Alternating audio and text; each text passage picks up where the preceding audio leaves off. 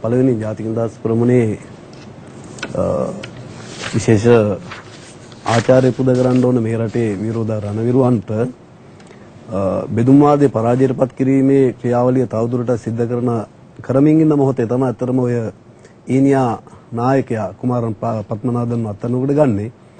මේ සඳහා මේ දෙයත් වෙච්ච රණවිරුවන් සඳහා අපි අපේ උත්තමාචාර්ය පිරිනමන්න මේක අවස්ථාවක් කරගන්නවා පළවෙනියෙන්ම.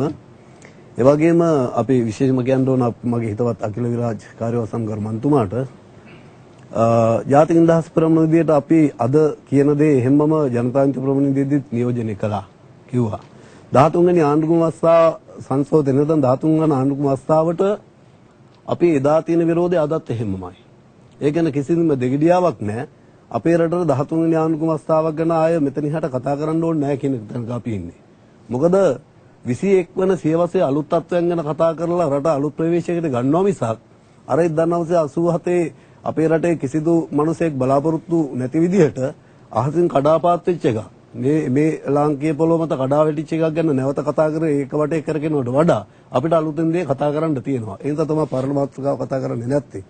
අනිත් එක අපි විශේෂයෙන් කියන්න ඕන ජනතාන්ත්‍රික ප්‍රමුණට හොඳ ජව සම්පන්න අස්සෙක් හිටියා.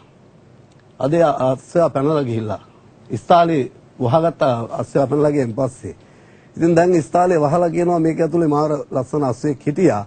ඒ අස්සයා නම් හරි සුන්දරයි ජව සම්පන්නයි එහෙම කියලා. හැබැයි දැන් නිකන් හිස් ඉස්තාලයක් තියාගෙන එහෙම කතා කරන එකක් තියෙනවා. ඒකත් මේකෙදිම අවධානය කරන්න ඕන. මොකද අස්සයාගේ මාතෘකාව ගත්ත නිසාම. ඒ වගේම මම අවධාරණය කරනවා ඇත්තටම අවතන් ජනතාව සම්බන්ධව අපි කතා කරන්න ඕන. දැන් මේ මාතෘකාව ඇවිල්ලා තියෙන්නේ වවුනියාව සහ යාපනයේ පුංචි ඡන්දය සම්බන්ධ.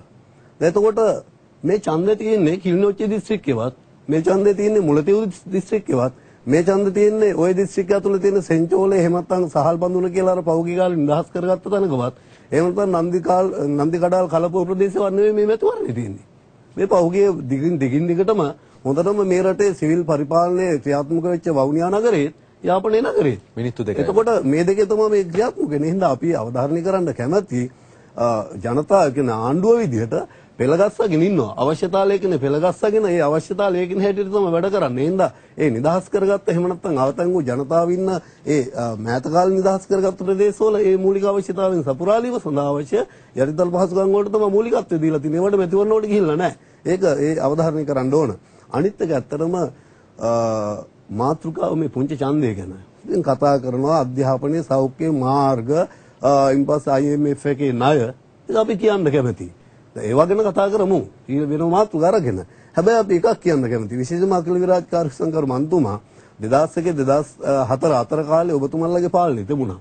ඔය ජාත්‍යන්තර මූල්‍ය ආරම්භ වලින් කෝටි 45000 ගැනීම සඳහා මේ අපේ මව්බිම මුළුමනින්ම උගසට තිබ්බා. අනිවාර්යයෙන්ම මව්බිම ඒ උගසට තියලා මේ රටේ මුළු රාජ්‍ය යාන්ත්‍රණයම හරි අපි ජාත්‍යන්තර මූල්‍ය ආරම්භවලදී කෝටි 45000 ගත්තේ නැහැ. ඒක ඇතුලේ රාජ්‍ය බැංකු දෙක හරියට දැනගෙන කතා කරනවා. ඒ විතරක් නෙවෙයි මේ රටේ අධ්‍යාපනය සහ සෞඛ්‍ය වගේ සේවාවන් මුළුමනින්ම විනාශ කිරීම සඳහා අවශ්‍ය තීන්දුව ඒක ඇතුලේ ගත්තා.